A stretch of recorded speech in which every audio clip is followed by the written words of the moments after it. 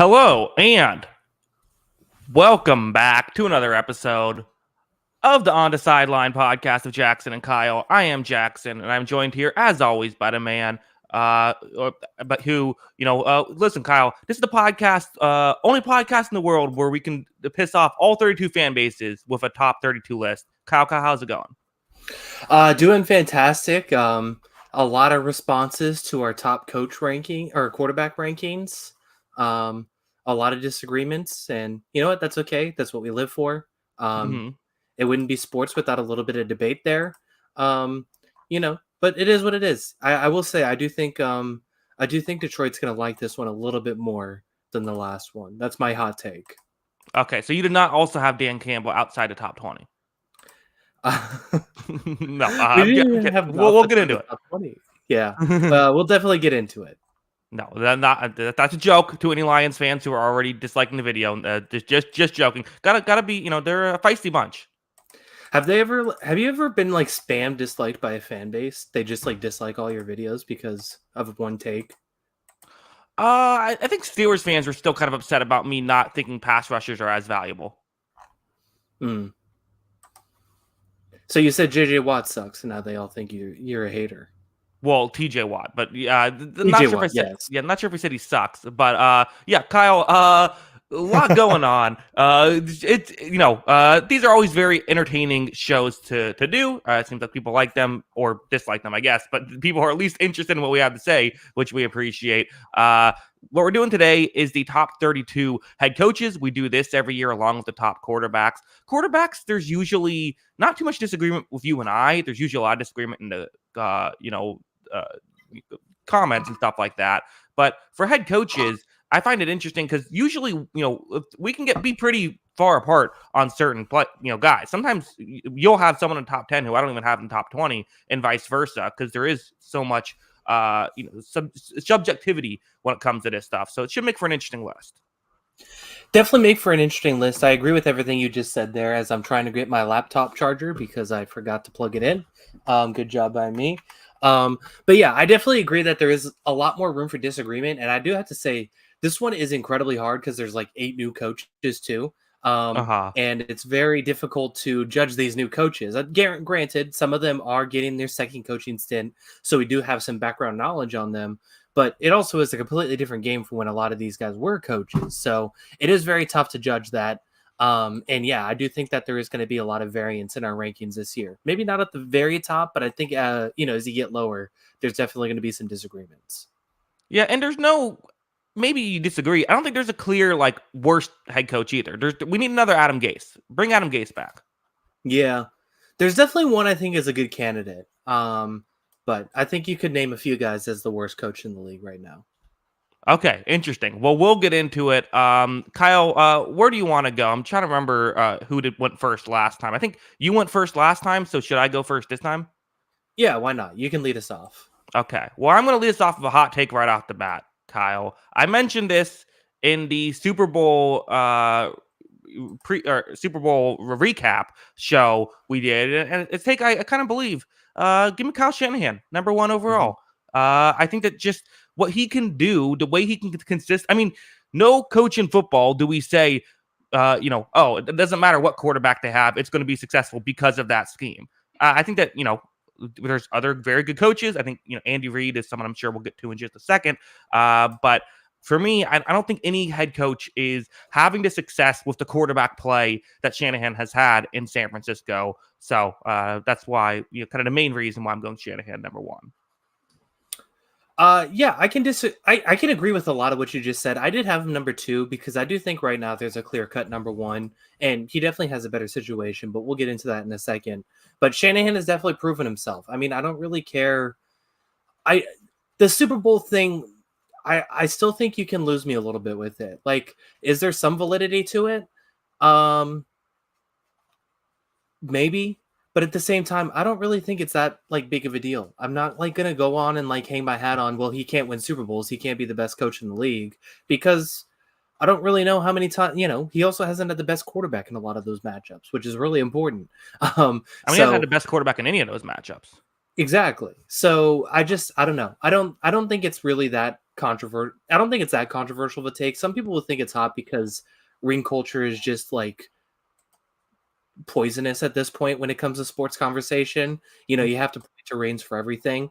But I did have him number 2 because I do think that the other person still deservedly gets number 1 in my book. Listen, rings matter, winning matters. It's just not all that matters when I evaluate a head coach. I think there's more that goes into it than that. I think that the one criticism you probably put at Shanahan is some of the play calls he's had in some of these Super Bowls that have, many people point to as the reason that he hasn't won a Super Bowl, although I think that's a bit overblown as well. So that's kind of why they've also been in like a possession of winning all those games too. So yeah, he's doing something right. I mean, I don't know. Like here, I guess if you're going to argue against Shanahan, like if someone was that strongly against, like Shanahan hasn't won, so he can't be the best coach in the league. I guess my counter would be, what other coach, given the circumstances with San Francisco, knowing that they're going cheap on quarterback, is winning a Super Bowl? How many other coaches can you feel pretty confident would win a Super Bowl with this, or do better than Shanahan with this roster and with the way they way they use their quarterback? Because it is a good roster. Yeah, there are a couple of coaches in my top 5 that have won a Super Bowl without the elite top of the line quarterback, but they each won one, and we'll get to those guys in a second. Let's go to number 2, who I'm assuming is most people's number 1 on their list and number 1 on your list. Kyle, where are you going? Yeah, I got Andy Reid. I think he deserves it. I mean, he has won countless times. I think he's still, he's not quite Kyle Shanahan anymore, or, I think there's a couple offensive coordinators that do some really creative things, but he's still in line as one of the greatest offensive innovators of the modern football era. And I think that means a lot. He's aggressive on 4th down with a lot of people which, he's not aggressive. No, he's not. No, he's actually pretty. No, he has his moments, but he nowhere near as much as he should. That's actually one of my biggest knocks about him. Is his analytics, his game management can be lacking. His clock management can definitely be lacking. Sure, and that's just something he's never going to be good at, and it's fine. And yes, I mean, I think having Patrick Mahomes makes your life a whole lot easier as a head coach. But I mean, this is it's what, 3 decades now, basically, of sustained success.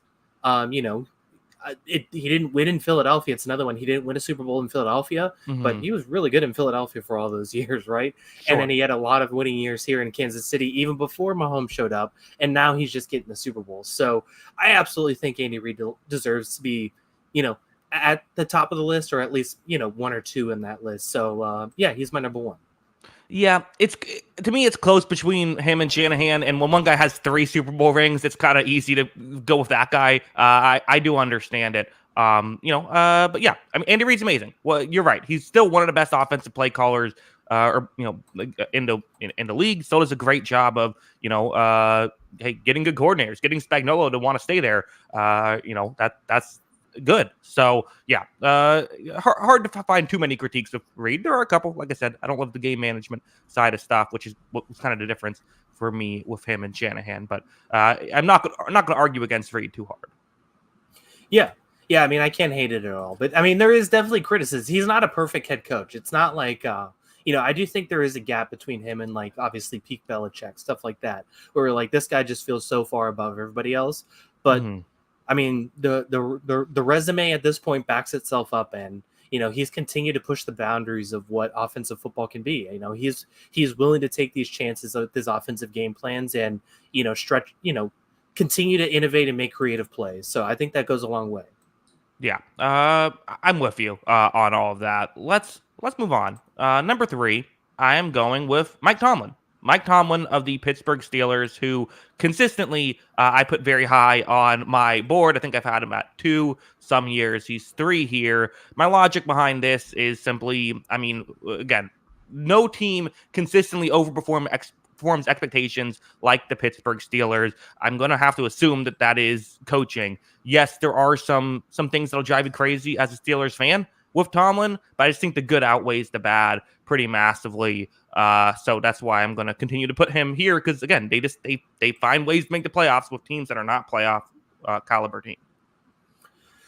Yeah, I can't hate it. I do have him 5th, so I did drop him a little bit, but this is still a pro Mike Tomlin podcast. There are a lot of people who dislike Mike Tomlin. It seems like in the ether And, I think the one thing that I finally want to draw some criticism to with Tomlin is because we talk all this time about how not only, in-game management is a huge part of coaching, pre-game management is a huge part of coaching. And Tomlin is obviously very good at that kind of stuff. Um, the third aspect of coaching that we talk about, or there's four aspects of coaching, I guess, that we talk about a lot. Three is developing quarterback because that's the most important position, and then four is filling out your staff and filling out your weaknesses. And that's something that we always talk about with coaches, and especially this, that hiring your coordinators and having good coordinators is just as important to a head coach as almost anything else. And I mean, sooner or later, we have to say this guy hasn't got it done with his offensive coaching decisions, right? I mean, I don't think it's the strong point of his coaching, his coaching background, and he just hasn't hired the right personnel. Maybe Arthur Smith is a difference. I do like Arthur Smith as an offensive coordinator, despite all the hate he got in Atlanta. But is that something you bring a criticism to with Mike Tomlin? Yeah, absolutely. He's not an imperfect coach. You're absolutely right. I think it's a fair thing to put. And maybe you could even go one step further. And we'll talk about Zach Taylor. I'm assuming right after. I'm assuming he's number 4 on your list. But the argument with him is kind of like, well, sure, he has a stacked team, but he helped develop those guys. You could maybe put the criticism on Tomlin a little bit of like, hey, how come none of these you don't have as much talent, on this roster? Part of that is developing. I think it's more so they keep drafting at pick 20, which is it's just harder to get a good player there. But still, there is something there. But yeah, again, like I said, I think that just the good outweighs the bad of Tomlin. Yeah, no, I completely agree with it. So I mean, he's fantastic. He's a legend. It's another one of those things where I don't really know how much of an upgrade Russell Wilson is. It seems like it's going to be an upgrade, but you're probably going to at least bet on Pittsburgh winning 9 games till this season, man. So it's just what they do. So huge prop to him. And I completely agree. He's the top 5 coach in the league. Yeah. Well, let's go to another top 5 coach in the league. Who is number 4 on our list?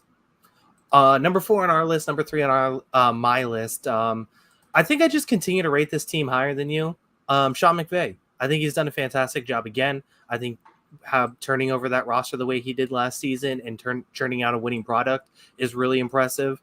And I'm a big Sean McVay guy. I mean, he's another one where the clock management drives me crazy sometimes. He's just not good at it, but he's really creative play caller. I think he maximizes a lot of players on his team, and he's great at hiring staff time and time again. We'll see how he does hiring a new defensive coordinator this year. I think it's Chris Shula who he promoted for defensive coordinator, but he does a really good job with it consistently. And I think that's a really big part is that he's also able to minimize his weaknesses with that by hiring good defensive staff. So I really like Sean McVay. I think he's a stud. Yeah, one of the guys I mentioned earlier who was in my top 5 who won a Super Bowl with Matt Stafford, not a scrub, but not Mahomes either. I had him at 5 on my list. So number 3 on my list was 5 on your list. Number 3 on your list, 5 on my list. Again, there are some critiques of him, like you said, the game management stuff, but that's really it. I mean, he is, great at these offensive, play calling and stuff. Another guy I'm not going to argue against too difficult. And if you want to talk player development, I mean, look at how like Puka Nacua comes in and plays great right away. So yeah, Sean McVay's really good. I'm not going to argue too much against him. Yeah, I mean, as long as he's there, I think they're going to figure things out and have a really good, really good setup, really good framework. And like you said, he's going to maximize a lot of that offensive talent. It seems like year after year. And, 2 years ago, there was some criticisms, and I do think he does warrant criticism sometime. And I do think his in-game management does cost him a game or two here and there. But overall, I mean, I think he's really good at a lot of different things, and he's going to have a really good offense in front of him. Yeah. Well, let's move on to number 5 then, because I was a little surprised. I think it's more so you're probably just high on Sean McVay, but maybe not. Number 5, I went with John Harbaugh, not Jim Harbaugh. We'll get to him in a second. John Harbaugh at number 4 on my list. He goes 5 on this list. I think the Ravens are another team. Like what they do is just they're constantly making smart decisions, right? It's just like it seems like they're consistently getting these little edges every single way they can, these little slight benefits. And, I think, again, game management stuff's very good with John Harbaugh. The X's and O's tend to be incredible with Harbaugh. I think the one critique you put at him is like, they did completely melt down in that conference championship game. And like at a certain point, you have to point that to coaching. So fair enough. But I still think, that's not enough of a bit knock for me. So I still have him at 4. I think it's a fair criticism, but yeah, I mean, he's still really good, and I have him at 4 on my list. So we had the same Gotcha. top 5, just different orders. So we're a little bit in lockstep here again so far. However, it's interesting. So is he perceived a lot differently because they won that Super Bowl? That Flacco played out of his mind. Like he's almost one of those guys. We talk about this a lot. It feels like with players, like if James Harden never won a championship, how much it would change his legacy, right? It's almost like one of those things, or like it just feel like we perceive John Harbaugh a lot different because they won that one year, because he's had a pretty bad playoff resume beyond that. And I guess we just said the same thing with Kyle Shanahan. Kyle Shanahan has at least made multiple Super Bowls, as coordinator and coach. And it just feels like Harbaugh is riding a lot of that reputation when it comes to playoff stuff, because maybe part of it, we criticize Lamar for the same thing. So maybe it's not fair to criticize both of them, but they are both they're the two most important figures of that organization the last few years. They both get credit when things are going well. So yeah, it's not completely unfair. It's reasonable. I would say I think they had some other nice like deep runs with Flacco. It wasn't just that one. But there was the Billy Cunliffe missed field goal that I'm sure you were going crazy when that kick didn't go through the uprights. But like that was like they had a great team on the ropes, right? The Patriots on the ropes right there, and just couldn't make the field goal. Like I think that really it's the Lamar. I think it's a fair criticism. I would still say though, it's like, well, he won the Super Bowl. Like he did, like part of. I don't think it's entirely fair to say, do we view him differently if he didn't do that? Because like that's the goal and he did it. Yeah, I mean he did do it, so it's definitely not fair. But it is an interesting conversation, and I could definitely see that leading like a first take point if they lose in like the first round of the playoffs this year. I mean, if you got rid of Bill Belichick 6 Super Bowls, do we view him differently? Like, yeah, probably. Yeah. Yeah, I mean, I guess. Yeah. 1 to 6 is a little different. It is. No, it's fair. And that was, it was a kind of a wild run, but no, I think it's a totally valid criticism. Let's move on. Number 6, where are you going? All right, Detroit, get loud. All right. My guy, Dan Campbell here. Listen, I think he's done a lot of really good things. We've talked so much about the culture and how much of the culture of Detroit has changed. And that was something he really wanted to establish with this franchise for a long time. It seemed like when he first showed up, and that was something he always talked about. And, we joked about the biting off kneecaps thing, but it just seemed like that's really what they wanted to emphasize, being a tough football team, being tough to beat in these tough playoff games. And they finally got to the playoffs. They made a little bit of a run and they had a shot there. So I think he's really good at it. I think he's backed up basically everything he's wanted to do. Not only that, he's very aggressive on 4th down, which I think, can be a little over aggressive sometimes for my liking, but he's still, I think, one of the better ones as far as 4th down efficiency and 4th down decision making. He hires excellent staff. He's got probably the best offensive coordinator in the game for my money. So I think both of those things go hand in hand. And I think he's done a really good job overall at, building a foundation for this team to have this success in and make a Super Bowl run this year. Yeah. I mean, the thing about the 4th down decision making is, so he's had a couple of questionable ones, right? I didn't love the ones in the conference championship game. I really didn't love the when they had the 5-yard penalty after they should have beaten the Cowboys, continuing to go for 2. After that, I thought that wasn't good. But like, it's funny how you gain way more value doing the Dan Campbell thing of being a bit too aggressive than you do doing the Andy Reid thing of being nowhere near aggressive enough. But people don't view that as a negative, but they do view Campbell's part as a negative a little bit. It's a positive. It's a massive positive in his direction. And like you said, I mean, following Matt Patricia, I mean, that team could not have been any lower. That could not have been more of a losing culture. To turn it around and bring the Lions to where they're at, a lot of people deserve credit. He is near the top of the list. I do think it is fair to say, though, that, like, how much of it is Ben Johnson? That's kind of my question. And part of being a good head coach is hiring the right coordinators. I do think we'll really know how good Campbell is once we do see him without Dan Johnson if that ever happens. But I had him at 7 on my list. I did have one guy ahead that we didn't mention yet. But yeah, I mean, I'm with you. He's been incredible.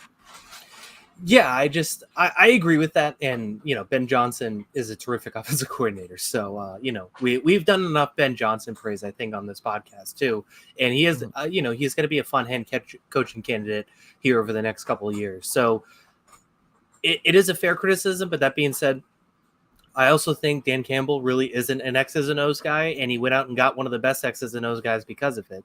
I think that went a long way to kind of building this foundation. He instilled the culture, and then Johnson instilled the game plan. And yes, whenever Johnson leaves, he's going to have to do that again and again and again. But that's also part of the trademark of being a long, sustaining good coach. So I think it goes a long way. And I think he's, like you said, I mean, this is Detroit we're talking about.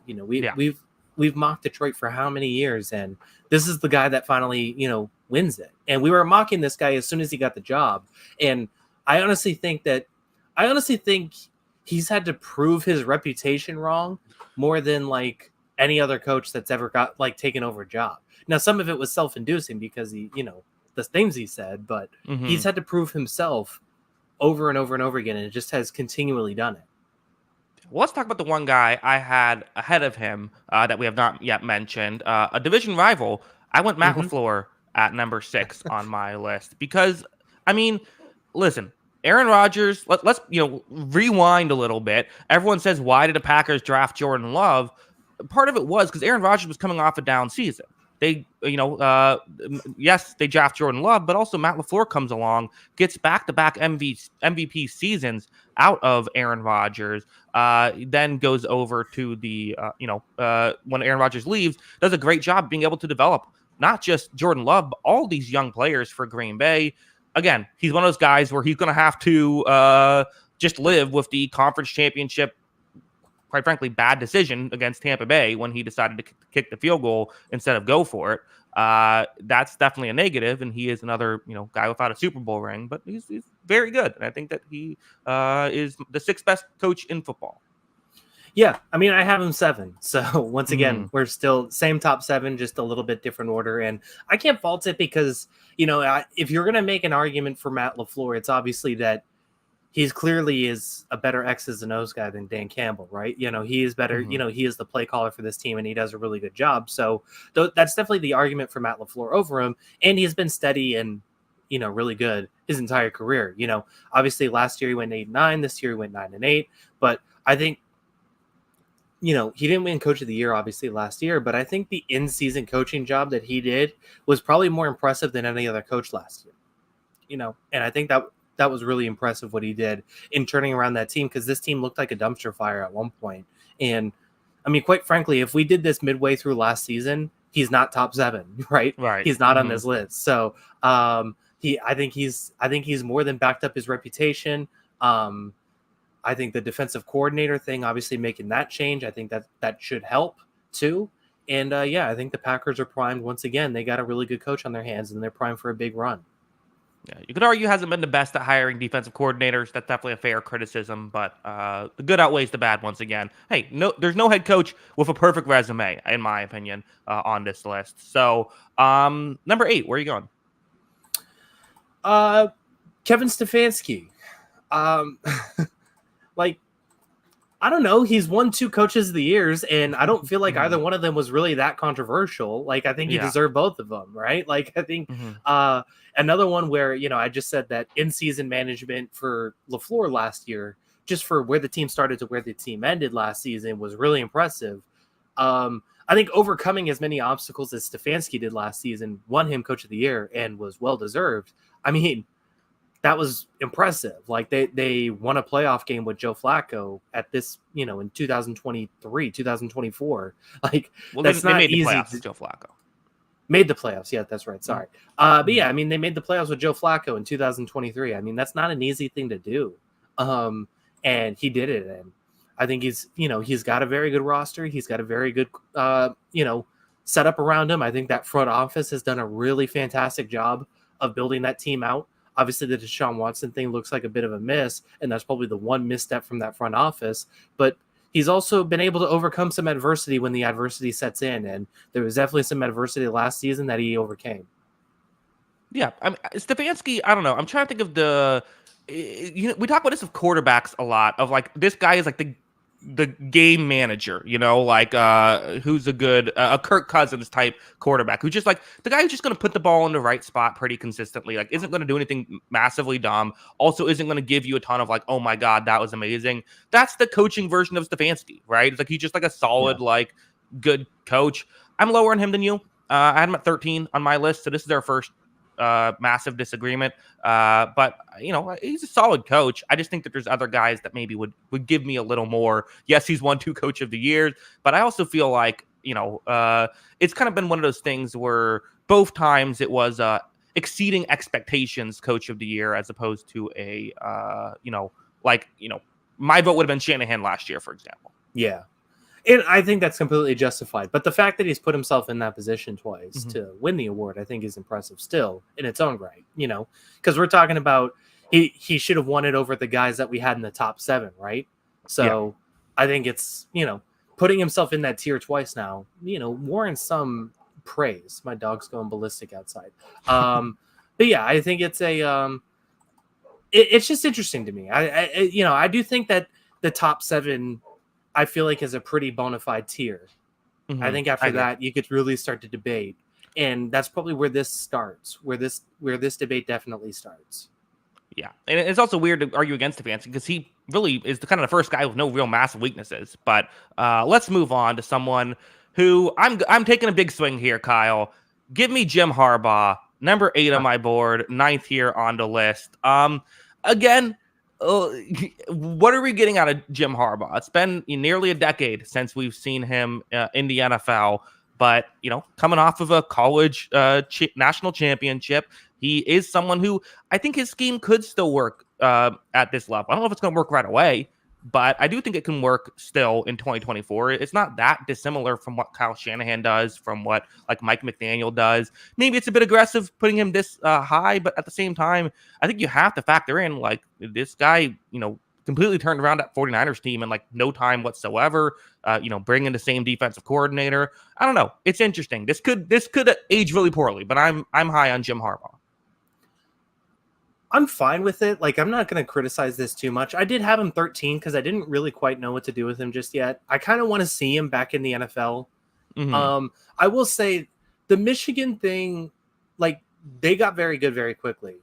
And Michigan is Michigan. It's a good program, so it wasn't really that hard to turn things around.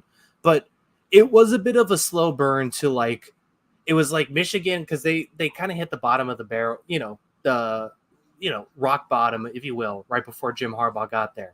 Then it was like, oh, we're really competitive again. Oh, we're actually beating Ohio State again. Oh, we're making the playoffs now.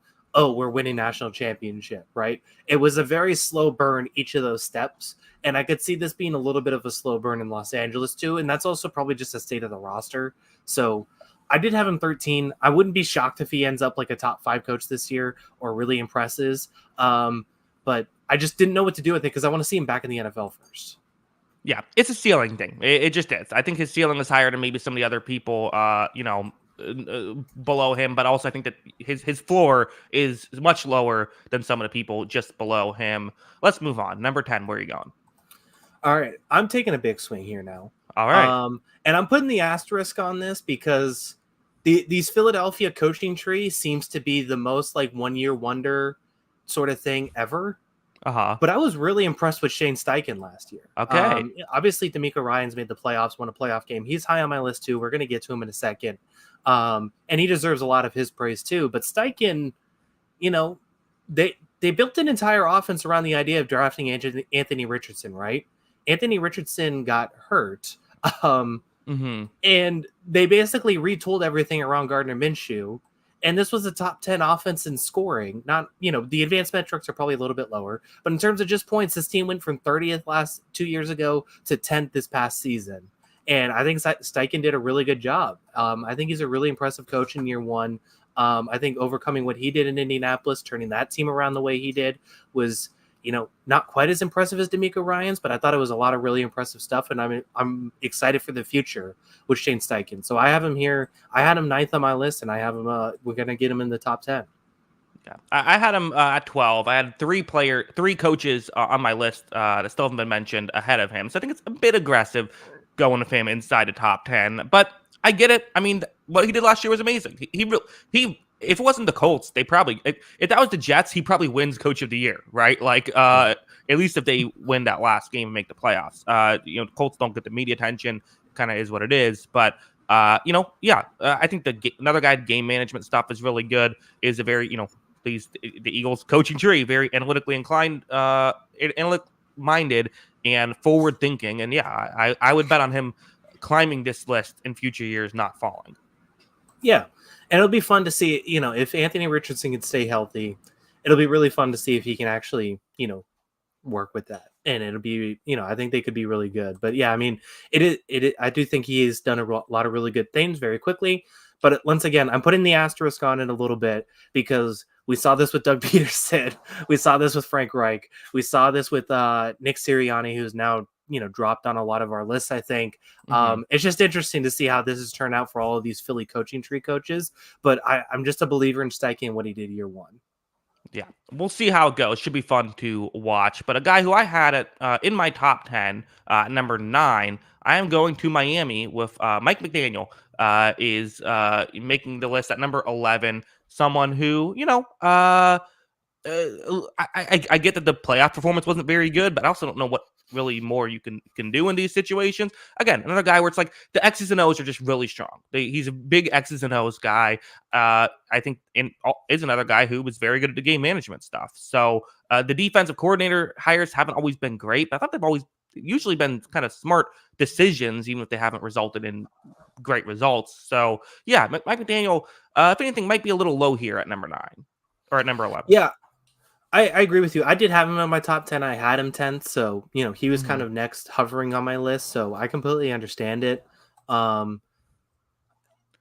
think I agree with everything you said. Like, he is a very good offensive play caller. He is, very analytically inclined. And I agree with you. Like, the defensive coordinator, like, I think we all kind of said all the defensive coordinator hires that he has made have made sense logically, right? Like, I don't think anyone in the offseason, like, hindsight is 2020 sometimes, and Fangio did do a good job last season. So obviously losing him in a year is what's disappointing.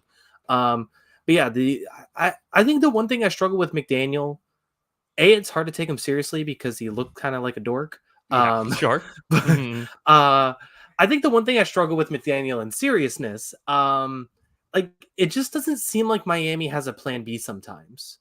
And I don't know whose fault it is. Is it Tua's fault? Is it his fault? Is it just, kind of the infrastructure's fault because they've designed themselves to have all this speed and win with speed? But it just doesn't seem like sometimes there's an ability to win with a plan B if plan A doesn't work. The good news is plan A is really good because you have Tyreek Hill and Jalen Waddle, and they have a really good play caller. That's just my one criticism. Yeah, you almost wonder if is it him or is it just the way the team is set up? They can kind of only win in one way. Yeah, but reasonable enough. Let's move on. Number 12, where are you going? Yeah, this is where it gets a little bit more murky for me. I did go D'Amico Ryans here. I thought he did, culture, man, culture. I thought was the big thing in year one, and he's also a really good defensive coordinator. This wasn't an awesome defense last year, but what this defense was last year compared to what it was the year before, I think is a huge difference. Another one where, he's obviously not an offensive guy, but he knocked the offensive coordinator hire out of the park last season. And Bobby Slowick is going to be a good head coach one day whenever he takes a head coaching job. Did a really good job with that. Did a really good job of putting his rookie quarterback in a great position to succeed and at one point be an MVP candidate. So I think he's done a lot of really good stuff. I think D'Amico Ryans deserves it year one.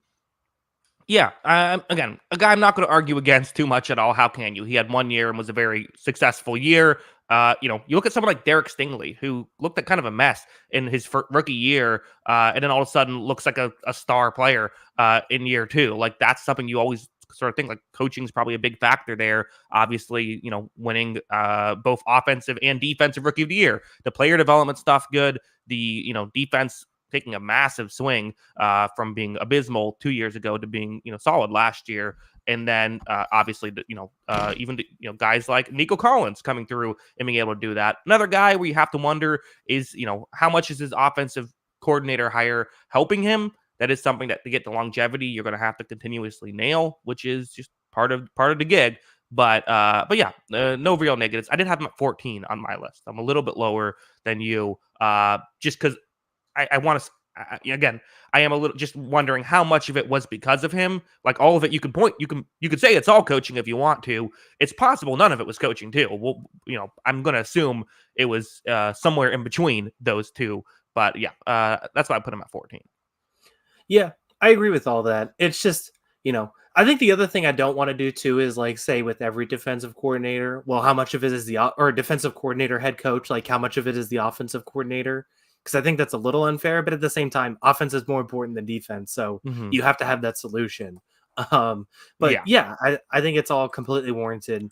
And yeah, I think the Texans, I continue to say what this Texans team was 2 years ago compared to what it is now. I think it's a huge credit that how quickly he was able to turn this around.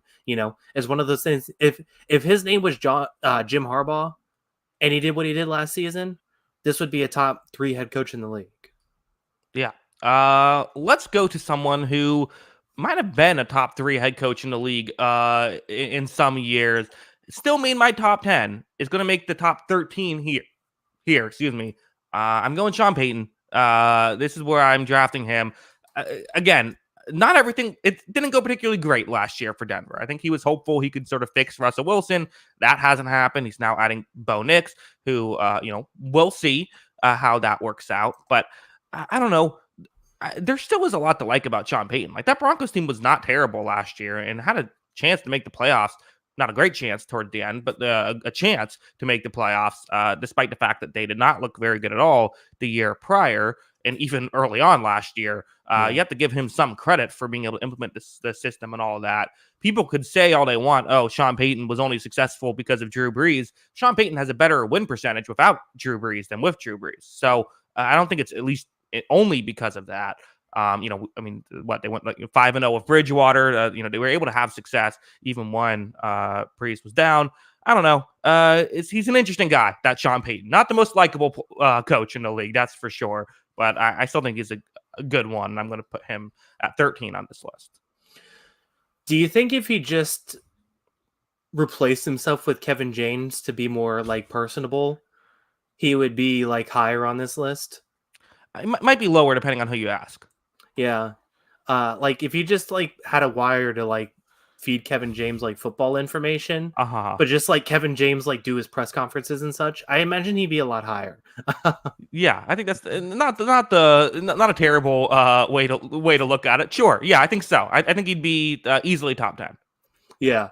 I do have him 12th. I mean, I agree with everything you said because like we just said the same thing with Matt LaFleur. The in season coaching performance to turn that team around. The way he did, I think that was also really impressive. Like this team was a laughing stock the first 3 weeks of the season. You remember they gave up 60 or whatever to Miami? Like 70. It was 70. That's it. Yeah. It was really bad at one point. And not only that, like a lot of Matt LaFleur's turnaround happened because he got great quarterback play. Sean Payton did not get great quarterback play last year, even though I don't think Russell Wilson was that bad. Like he just didn't get great quarterback play, and he was still able to turn this thing around. They churned out results the way they needed to. They beat Kansas City. Wasn't it in Kansas City too? I mean, they had some really impressive results, I think, throughout the year too. So yeah, I mean, I thought it was a good credit to him. It's just, I don't know. I don't even know why he can justify having him a little bit lower. It was just like, it wasn't an awesome season, I guess, is my argument. Yeah, if he never, if he never won a Super Bowl, we'd think about him differently. Yeah, maybe. But luckily, that was a pretty clean Super Bowl where there was no scandals going on, so really not fair to bring that up either. Yeah, nothing crazy like that, right? Yeah. I guess the one thing, like changing your quarterback that late in the year, when I don't know, there were some interesting moments, and I think a lot of it is probably optics with the whole benching him because of the cap thing and wanting to keep him healthy. They didn't want him to get injured. late in the season, and the whole what was it? Who was he talking about? Adam Gase or whatever in the preseason thing, and kind of just throwing guys under the bus left and right.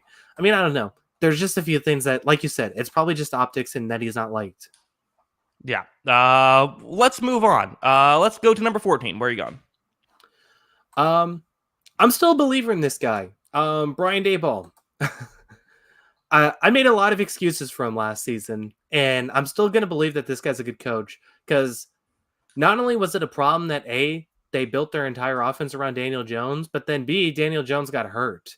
And they were Mhm. playing Tommy DeVito at points last season and still kind of in the race. You know, this wasn't a disaster season for New York despite everything that happened, right?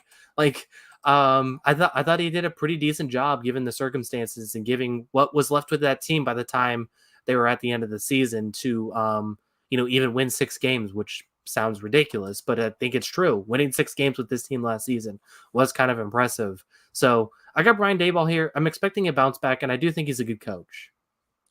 Okay. Alan in the chat says terrible take, Kyle. So we got our first terrible take of the podcast, or at least one that's someone considers it. I don't know if it's a terrible take. It's a bit aggressive for me here at 14, Kyle. I mean, I get it. He did win Coach of the Year last year, but like, I don't know. He won Coach of the Year primarily because a bad team made the playoffs, and we all said, "Wow, it must be a great coaching job." And then this year, a worse team played terrible, and then some Giants fans wanted him gone. And I kind of felt like I agree. Like, I don't think it was his fault last year, but I also think it's like I don't know if it was really that much because of what he did 2 years ago. Maybe I think I don't know how much credit to give him. I really don't. He's a wild card for me. I had him at 20 on my list.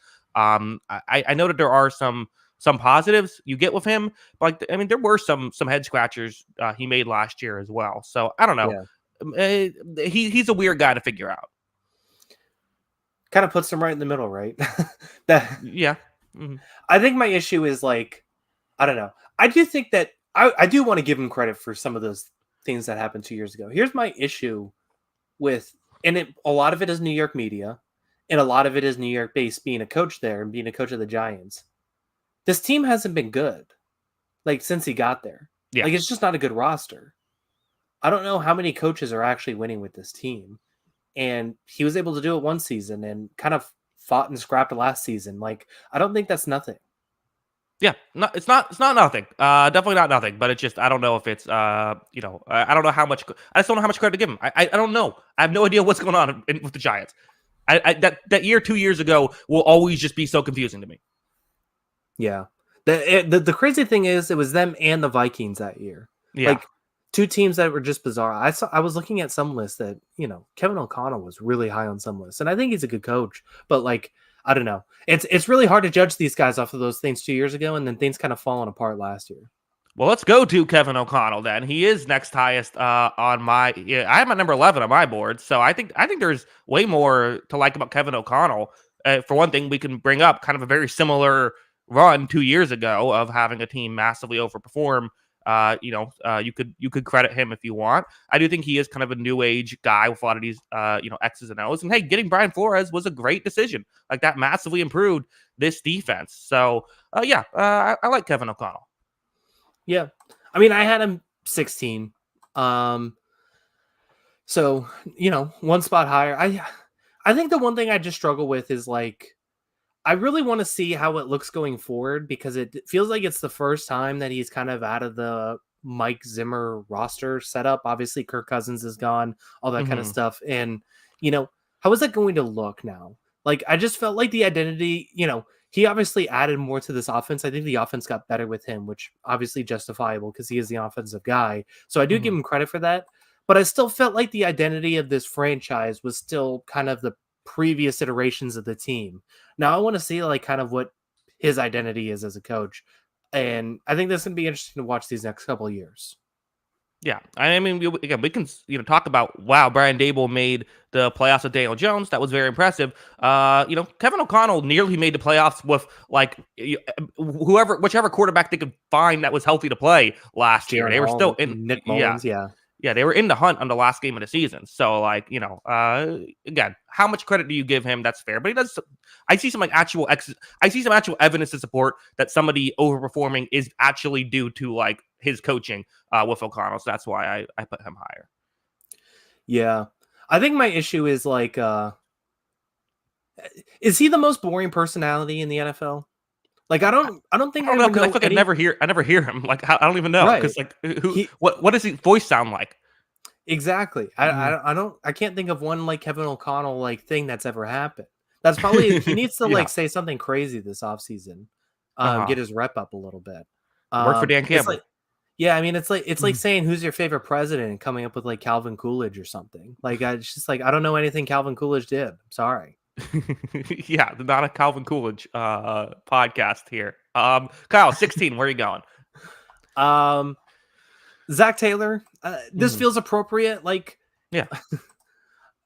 I think he's fine. Like I Mhm. think he's made improvements on the things that he was really bad at when he first started coaching. Mhm. And I also think having Joe Burrow help improve the things you're really bad at when you first start coaching. Mhm. So yeah, I think he's fine. I don't think he's awesome. I don't think he's terrible. I think he's hired a good defensive coordinator. Um, that helps because this is a kind of a defensive oriented team the last couple seasons. So I think he's done a really good job with this the last couple years, and I think he deserves some credit for it. Yeah, they did well enough to get an offensive coordinator poached, so I guess you have that going for you. Yeah, I mean the player development stuff good. He still does. He has some of that stuff X's and O's that'll drive you crazy, but it's fine. It's not what it used to be certainly. So yeah, I'm with you. 16 feels perfectly fair for Zach Taylor. Yeah. Yeah. So I did see some lists with him higher. I didn't quite agree with Sure. that, but I mean, I think you can argue, man. I mean, not many guys have been to a Super Bowl, so Right. he gets that credit. Yeah, and they perform well when they get to the playoffs. So yeah, Mhm. definitely the resume is there. But like I said earlier, we kind of try to look past just wins. Let's go to 17. A guy who's had quite the fall from grace. Sean McDermott makes the list at 17. I did have him at 16 on my list. It's there's really good stuff with Sean McDermott. The teams do consistently play well, but it feels like year after year we're like, man, this feels like a championship caliber team that's only winning 11 games. And then I thought that he deserved a lot of blame for how that Chiefs playoff game went. So you got to give him credit for some of the positives. He is someone who, you know, played a massive hand in turning this Bills team around. If they were to fire him, I'm sure he would get another head coaching job. But as of right Mhm. now, he's kind of in the middle of the pack. Yeah.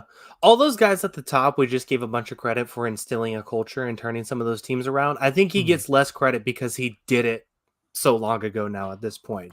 You Right. know, where this Hmm. Bills team was not good for so many years before he got there. And, now he's at the point where he's been there. So what's the next step?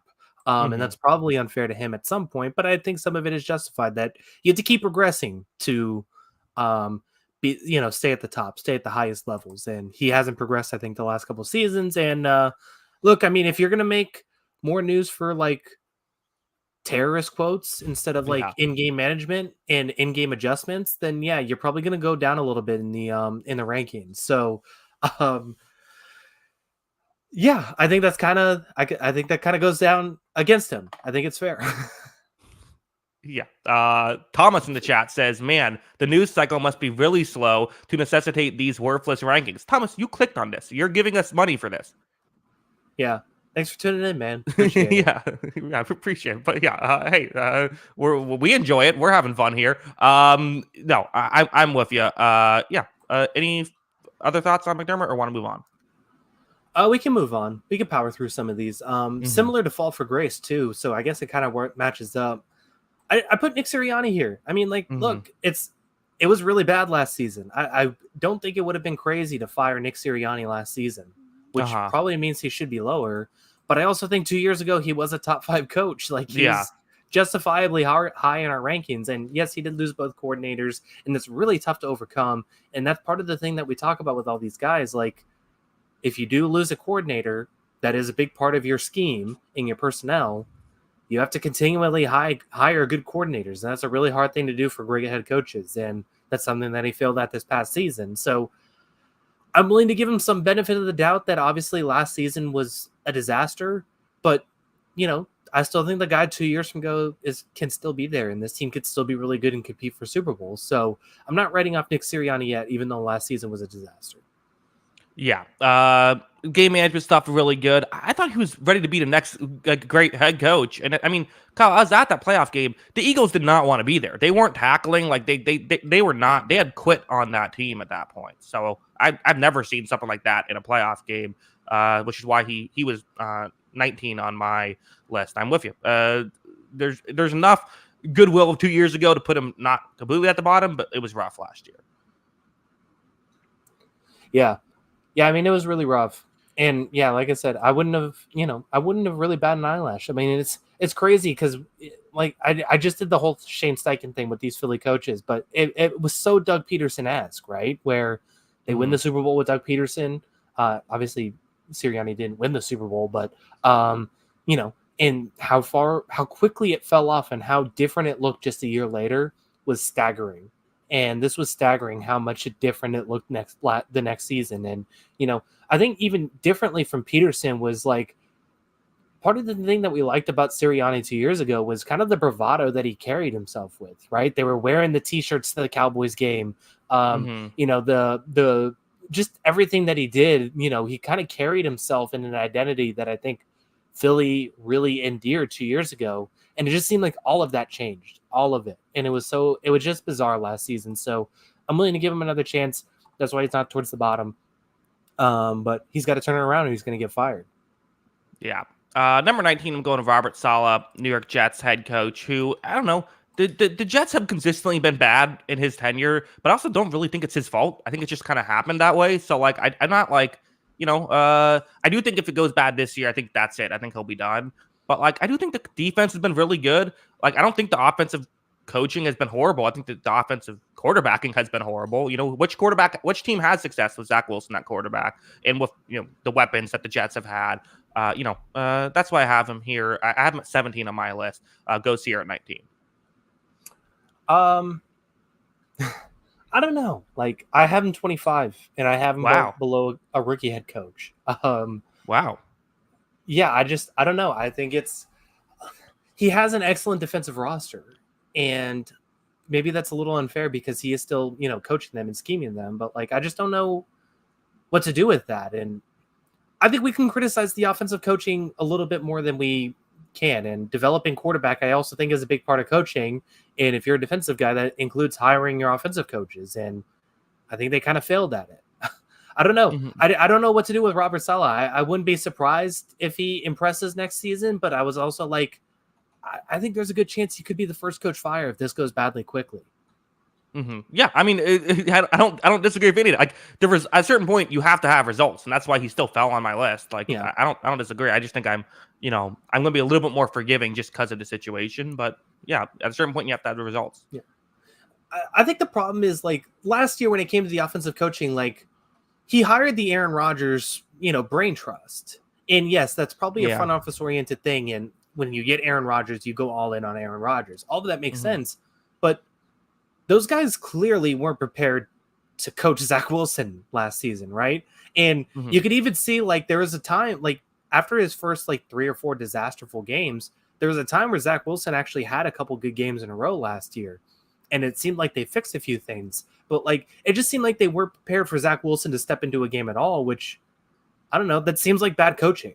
That seems like bad coaching because you have to be prepared. I know, obviously, you're all in on Rodgers. Rodgers is your guy. But there should be something prepared for a backup quarterback to step in, right?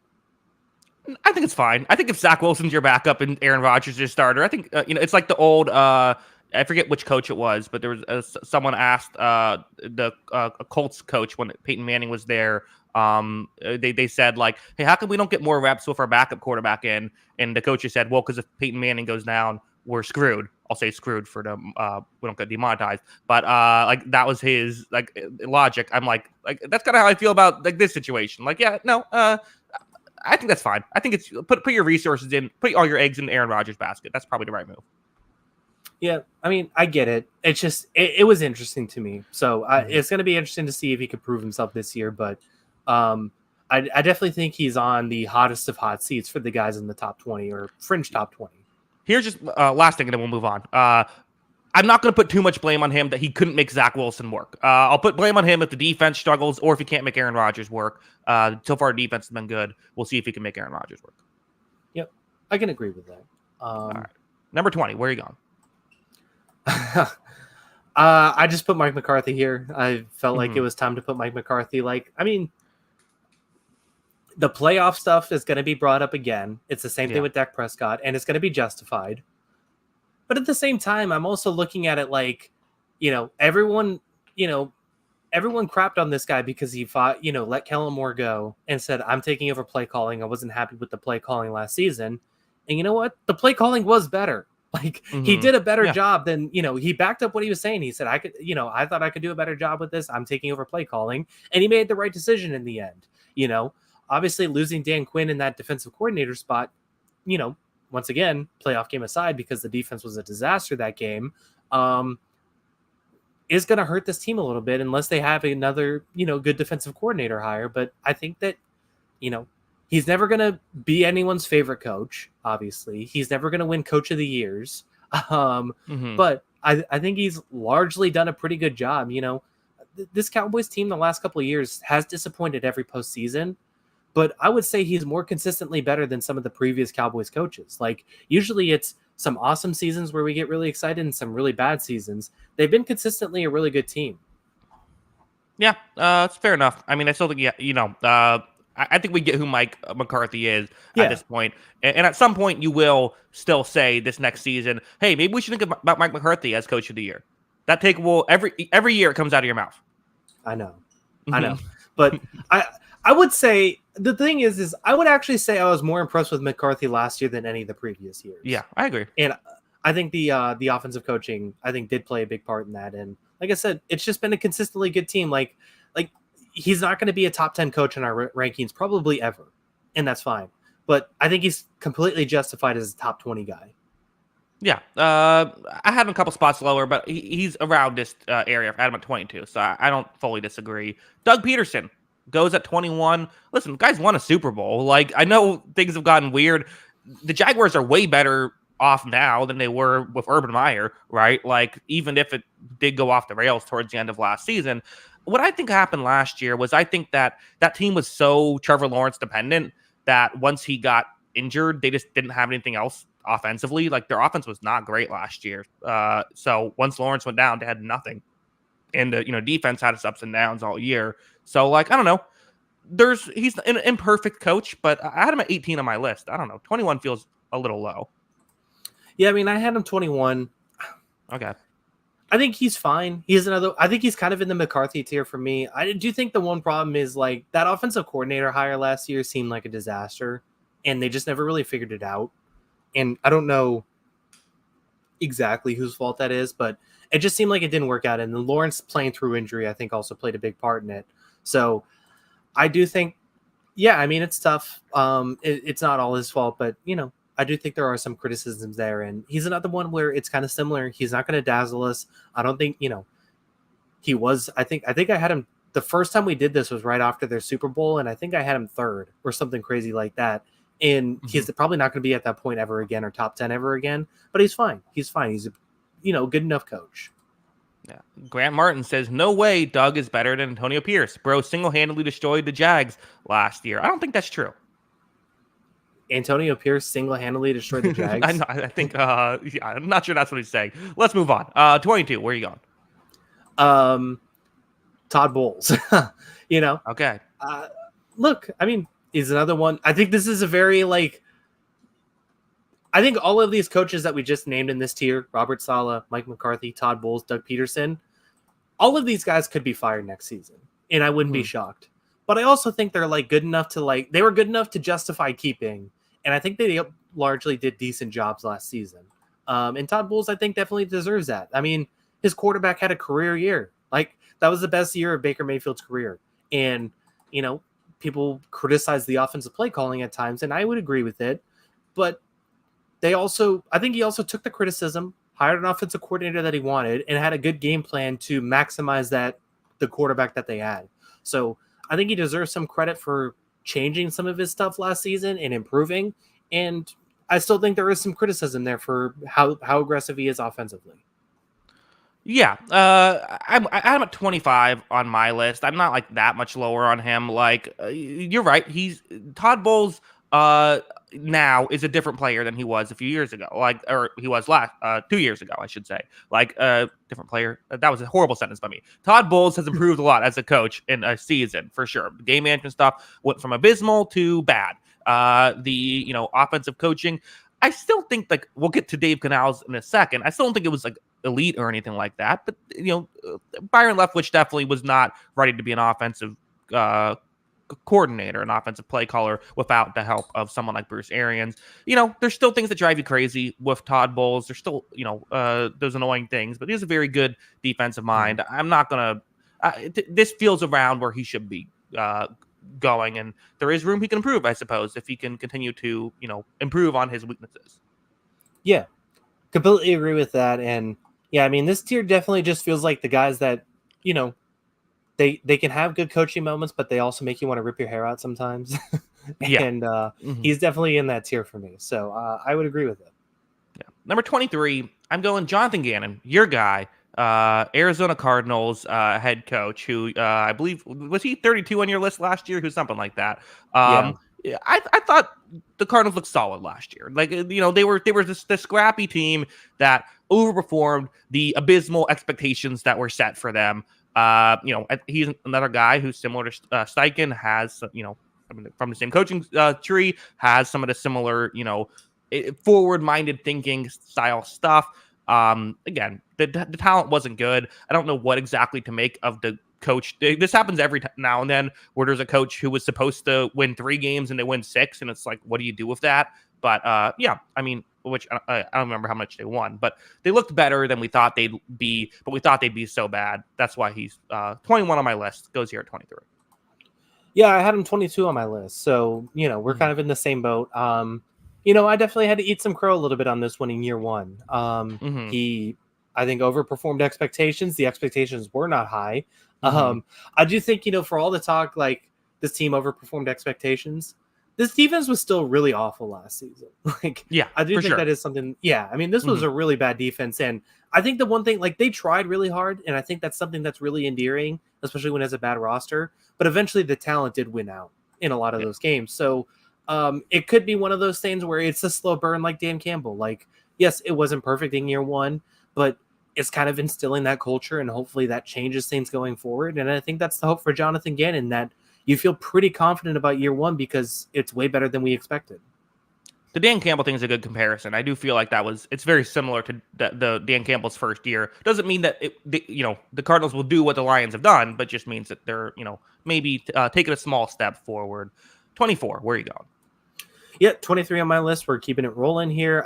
Raheem Morris. I like Raheem Morris. I think he's a good coach. I'm happy that he's getting a second chance. I think he's a really creative defensive play caller. And I think he's going to do really good stuff here in his next stint here with Atlanta. And I think he could be a very good head coach. So, they put a lot of emphasis on offense. This has been a highly talked about subject.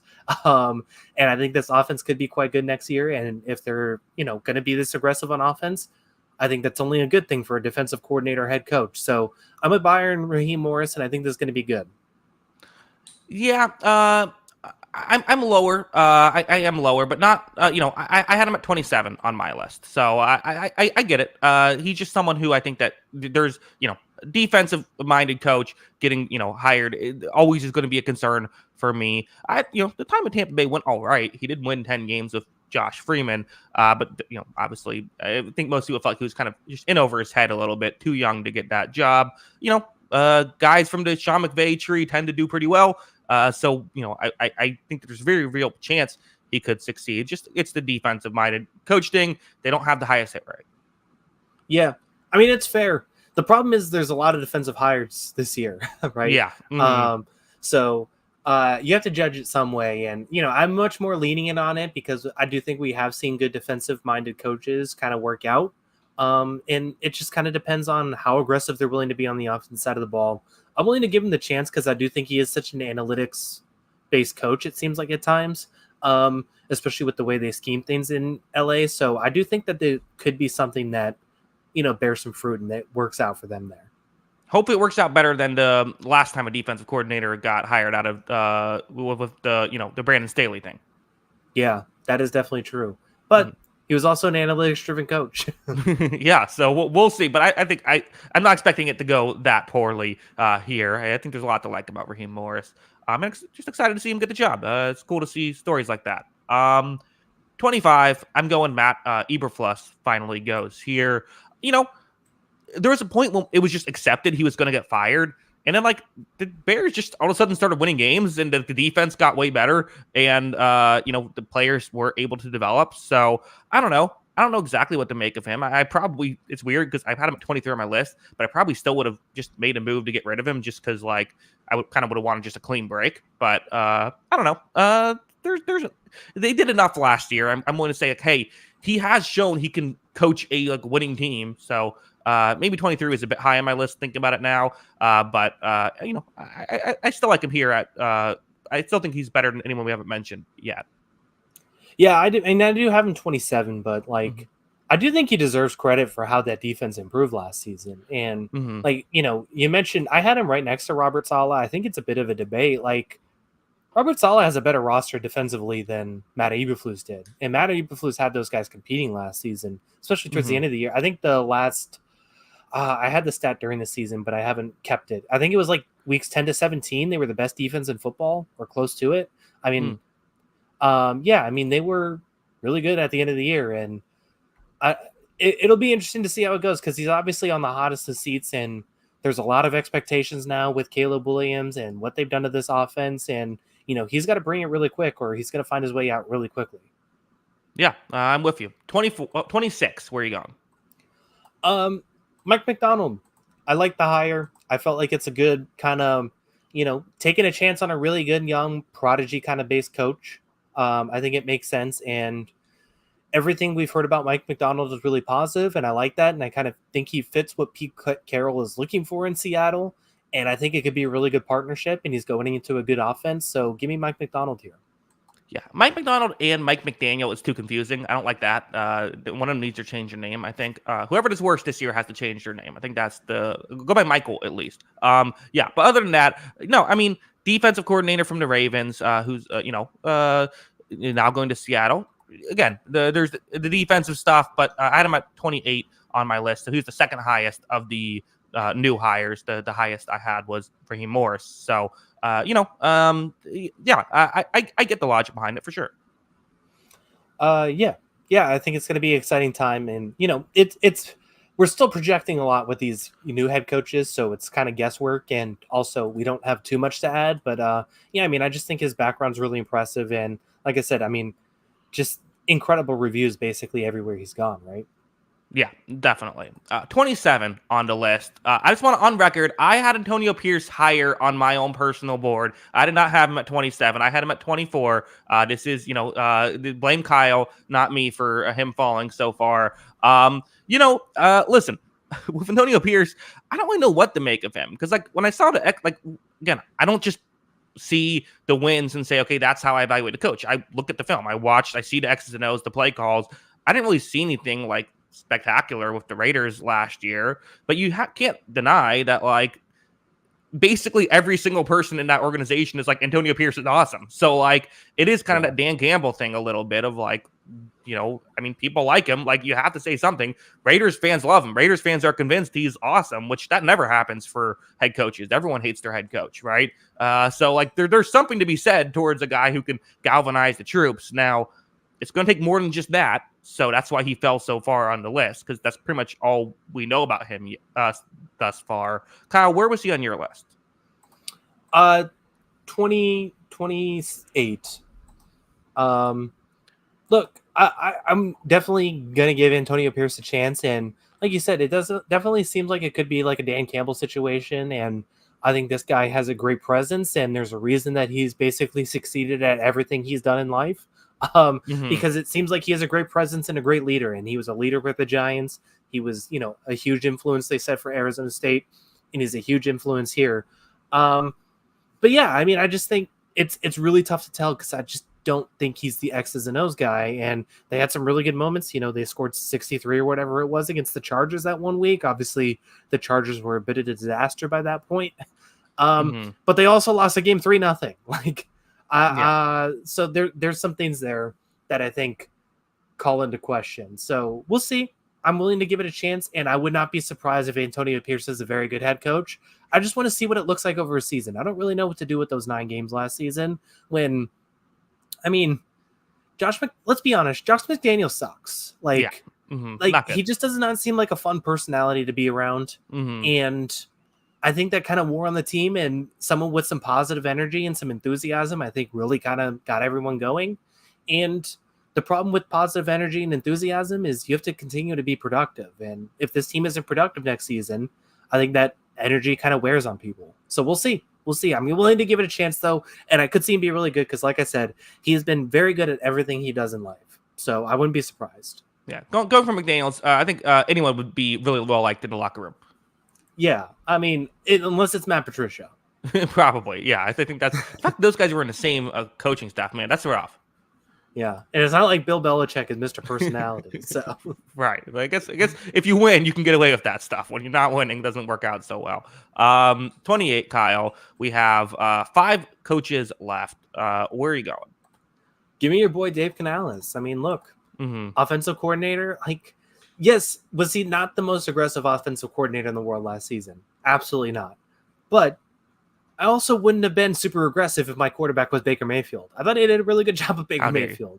So, I thought he did a pretty good job. And I thought he deserved a chance. And, I think similarly to how he quarterbacked Baker Mayfield in that quick passing game and, using his receivers downfield on the outside when he could, I think he's going to instill some of that in Bryce Young. And I think it's going to be really important. I think, he's got the keys to turn Bryce Young's career around after year 1. And I think it was a pretty good hire. So I'll give him a chance. Yeah, Canales, no one had the bigger mid-season turnaround than Dave Canales. He was going to get fired. His job was done, and then he goes from that to getting a head coaching gig. It did seem like kind of 2/3 of the way through the season, he said, maybe I should just throw it to Mike Evans every play. And that's what worked. So it's that was kind of the realization. I'm like, oh, this guy is 6'5". Let me just throw it up there. He still does. He did something that drive you crazy as a Bucs fan. He loves, the Buccaneers still love their run up the gut on first down kind of stuff. Right. But, the thing about Canales is what he did with Baker Mayfield, turning, his career around, and what he did with Geno Smith, turning his career around. Again, is it fair to completely put all the credit to Canales on that? I don't know, but it totally makes sense for the Panthers to go out and get a guy who has a history like that. So if you can make a quarterback better, even if you have faults, you can forgive a lot of those. I did have him at 30 on my list, though. There's things to like about Canales, but I just think that I'm not sure how this is going to work out. Yeah, I can agree. But like you said, it wasn't always perfect last season, but he has done a good job with some quarterbacks, and they really need him to turn this guy around. So I think I'm giving it a chance. All right, well, let's go to the last coach who is not a new hire. The last remaining coach, Dennis Allen, at 29, is falls here on the list. He was last on my board out of the non-new hires, but I had him at 26. I do think that there is some. The defensive coaching is very good, right? I get the criticisms of Dennis Allen. He hasn't really got but even the offense looked better towards the end of the season last year. He didn't just enough to save his job. He has his issues. We get the issues, but there's enough positive here. I doubt he'll be the worst coach in football next year, but there's also a pretty good chance he gets fired. Yeah, I have him 32. Mm-hmm. I do agree with you. He's probably not going to be the worst coach next season, but at the same time, I don't know. I don't even think he wants this job. He probably just wants to be a defensive coordinator anyway. Yeah. I don't know. It's just so bizarre. So, I just want him to be back to being a defensive coordinator because he is good at that. And he is good at that, but he doesn't do anything else coaching well.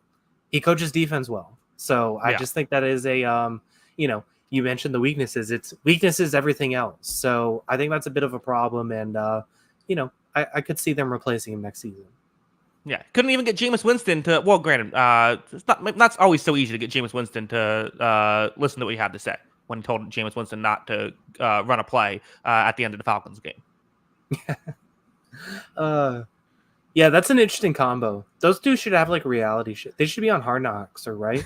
Although they're Yeah, I not. think He's not on the team anymore. But just bring Jameis Winston around for and put the Saints on Hard Knocks. you know what the issue of Hard Knocks is. We just put this. I just figured this out right now. The last good Hard Knocks season was when it was with the Browns because they had the Hugh Jackson who was just saying the dumbest things week after week, and I couldn't wait to see what we need to get. Bad head coaches. Whoever's the worst head coach, that's who we should get on Hard Knocks every year. Yeah. Who would you elect for Hard Knocks right now? The Saints, Dennis Allen, perfect. Yeah, that's probably the right play. Yeah, we're going the wrong way there. It's like, oh, this team might make the play. Like, I don't want that. No, which team is gonna suck next year? Reality TV is about chaos. You know what's Yeah, not chaotic? Good football teams. Those aren't right. chaotic. Yeah, So, yeah, I would agree with that. yeah. All right. Number 30, Kyle. Where are you going? Give him my guy Gerard Mayo. I Okay. had a 29 in my list. Another guy who's pretty highly regarded. Granted, that's all within the Patriots organization because that's all he's Hmm. been in his entire life. Obviously, as a linebacker and then as a coach. But this guy is another one where it's everyone says the greatest things about him. Kind of similar to Antonio Pierce, and also I think he's a pretty good defensive coach as it is. Wasn't always calling the plays. It was kind of questionable who was always calling the play, but he was definitely collaborating with a lot of the defensive schemes. And this was a good defensive team last season. So I like Gerard Mayo. I'm willing to give it a shot. He's hired an interesting staff, so there are going to be some questions, but if they can get this offense figured out, if they can maximize Drake May, I think he could be a very good head coach. So yeah, I like Gerard Mayo. I had him at 32. I can understand the excitement if you're a Patriots fan, but like I just don't know anything about him. I don't know, like Yeah. for one thing, if you're hiring someone out of the Patriots coaching tree in general, I'm already concerned, right? Just given the lack of success there, it's a little different because it's a promotion, but also apparently, I think you were saying like there was some sort of like handshake agreement that he would be the next head coach once Belichick left. So like I don't know, it's not a very exciting hire to me.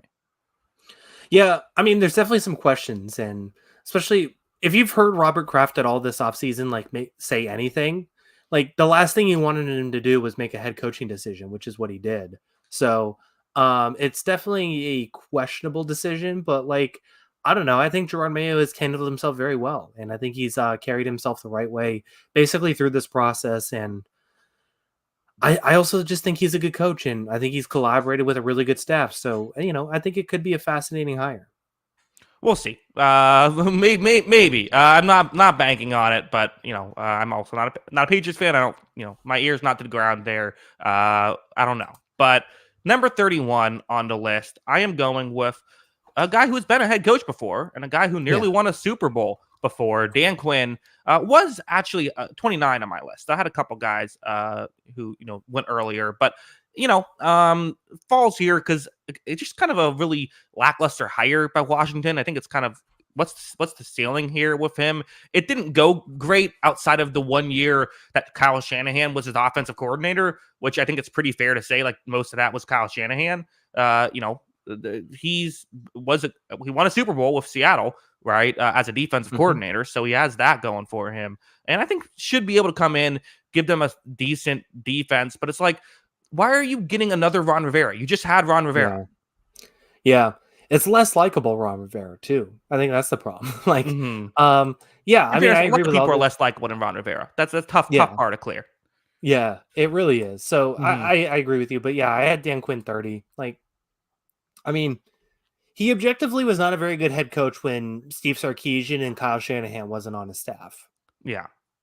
Like, that's just the truth. Like Mm-hmm. those two guys, I think, did a lot of heavy lifting, and we've said it for a lot of defensive coordinators on this list. Where how much, like even like a guy like Dan Campbell, we said how much of it is him, how much of it is Ben Johnson, how much of it is Mm-hmm. Bobby Slowick, how much of it is D'Amico Ryans.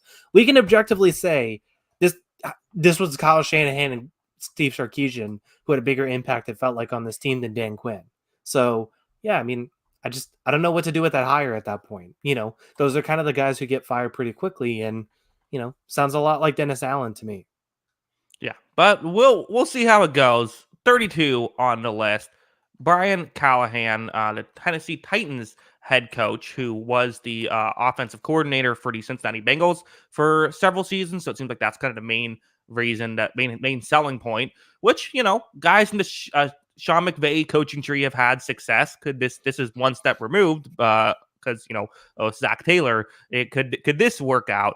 I don't know, but I guess not too high, because he's 31 on my list. He goes here at 32. Yeah, he was 31 on my list too. So I did have Dan Mhm. Quinn 30. I have him 31, and then Dennis Allen 32. Um, yeah, I mean, I agree with everything. Like you said, the McVay coaching tree does work. There is track record for it. I guess my question is like, I'm not enthused with the coaching hire when you're an offensive coach, and then the first thing they say is, well, he didn't call plays, and he hasn't called plays since he coached in high school. Yeah. Um, like that's not a great sign, but apparently this was all about like relationship to Joe Burrow and they say he was huge in developing Joe Burrow in that regard. So, I think there's logic to that. Is he supposed to do that with Will Levis, or is he supposed to do that with the next guy? I don't know. We'll see. But yeah, I mean, I think there's logic to the hire, but also like I don't love an offensive coordinator who hasn't called plays. Yeah. And I'll say Hot this. take. Yeah, it's fair. I'll say this: there is a chance this is a screenshot that people show us on Twitter in a year, and be like, "Oh, you idiots!" Like, who the hell knows of this stuff? I don't think there's a clear 32 worst head coach. That's why I went with Jared Mayo. Like, I think that he's the he was my pick, but I don't think Callahan is the a complete hire that can't work. Who the hell? How are we supposed to know? We don't know the guy. He's never called Yeah. plays. How can we really evaluate him too much? But that's kind of the critique, is he just seems like someone who doesn't there's better resumes out there. I think maybe I could have gone with. I would agree with that. And yeah, I mean, you could have kept Mike Vrabel too, right? So Yeah. Mhm. those are the questions coming into place. But yeah, I mean, you could go back at our previous coaching rankings. This one definitely has more laughably bad takes than our quarterback rankings, where I think one Yeah. of our quarterback rankings had like Josh Allen in the 20s, and then he made Mhm. that big leap. Like that's probably our one extremely bad quarterback take over the Mhm. years. There's lukewarm bad quarterback takes over the Uh-huh. years, I think. But like you can go back into previous years and see Zach Taylor 32 on our list. Yeah. And he's coming from that same, organization. So um yeah, I mean, it's definitely possible that he can overperform expectations. Jonathan Gannon, went 10 spots higher this year. So Mhm. it's definitely not like out of the blue that he could be better, but like I have questions. I have a lot of questions. Yeah. We'll see how it again. Yeah. Yeah. Who the hell knows of this stuff? But it's all an educated guessing game, but that's part of what makes it fun. Kyle, let them know where they can find us on Twitter before we head out. Yeah, make sure to follow us on Twitter. That is at Jackson Kruger. Make sure to follow me at by Kyle Grondin. And make sure to follow the account page at On the Sideline JK. That is at On the Sideline JK. Of course, you've like audio only podcast. Anywhere you get your podcast, search On the Sideline Podcast. It should be available there. Remember, we are live every Wednesday at 5 p.m. Eastern. We usually do about an hour. Past couple shows have gone a little longer due to the 32 people we have to talk about, tends to go a little bit longer. We don't have a show idea yet. We'll come up with something for next week, but be on the lookout for that. Kyle, any final thoughts? No, let's get out of here. It's been fun. Yeah. See you all next week. Thanks again. We do appreciate it. And until next time, have a good one. Peace.